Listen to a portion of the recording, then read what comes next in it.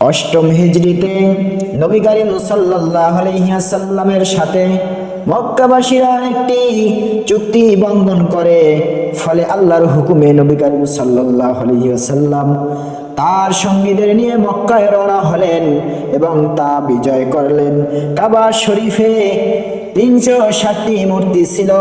নবী করিম সাল্লাল্লাহু আলাইহি ওয়াসাল্লাম কোরআনের একটি আয়াত পাঠ করলো, আঙ্গুল দিয়ে ইশারা করলো এবং একে একে সবগুলো মূর্তি ভেঙে চুরমার হয়ে গেল এবং ঘোষণা করলো, তোমাদেরকে আজকে সাধারণ ক্ষমা করে দিলাম, যখন হক আসবে বাতিল চলে যাবে।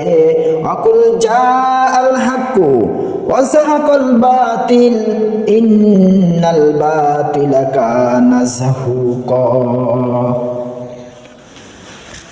আর আপনি বলে দিন, সত্য এসেছে এবং অসত্য বিলুপ্ত হয়েছে। বাস্তবে অসত্য তো এভাবেই বিলুপ্ত হয়ে থাকে।